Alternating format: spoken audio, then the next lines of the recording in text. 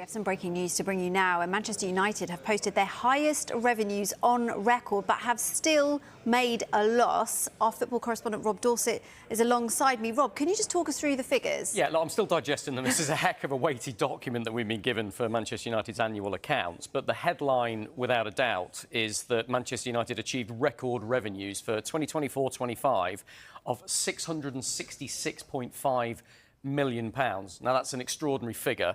It's the greatest revenue that the club has ever earned, despite not having Champions League football last season, and we know how lucrative that can be. But they still made an overall loss, a net loss, of £33 million. United fans that are watching this now thinking, great, we can go and splash the cash and spend fortunes on new players.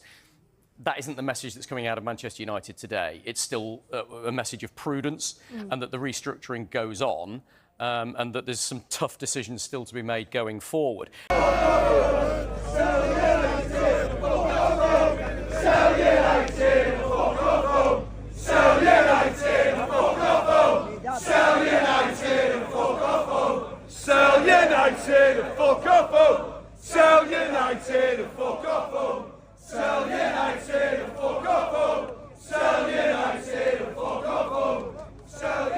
More breaking news from Old Trafford. Straight to our city editor, Mark Kleinman, who's outside the club. Well, it all seems to be happening there tonight. Mark, what have you got? That's right, Dermot. A day of big news departures from Old Trafford, with Ronaldo confirmed a couple of hours ago. What I can reveal tonight is that an even more significant development is on the horizon, and that is that the Glazer family, which has owned Manchester United for the last 17 years, is finally preparing to sell up. Now, as I understand it, the club will announce within the next couple of days, possibly as soon as tonight, that it is looking at alternative financing options to fund the future development of Manchester United. Now, that could include the sale of a minority stake in the club. It could involve a partnership with third-party investors, but it also is going to involve exploring whether to conduct an outright sale of Manchester United, arguably the world's most famous football club. Now, of course, Dermot, the Glazers have owned Manchester United since 2005, and it's been a tenure dogged by controversy. Controversy over the dividends that the majority shareholders have paid themselves. Controversy over United's declining on-pitch performance.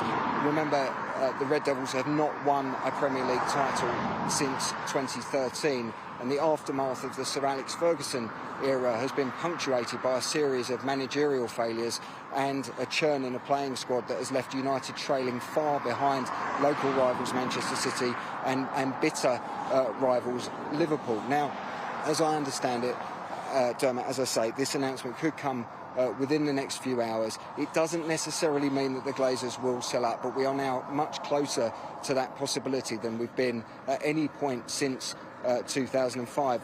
Back in 2010, a group of fans led by the city economist Lord Jim O'Neill formed a group called the Red Knights in an attempt to force the Glazers to relinquish control of the club.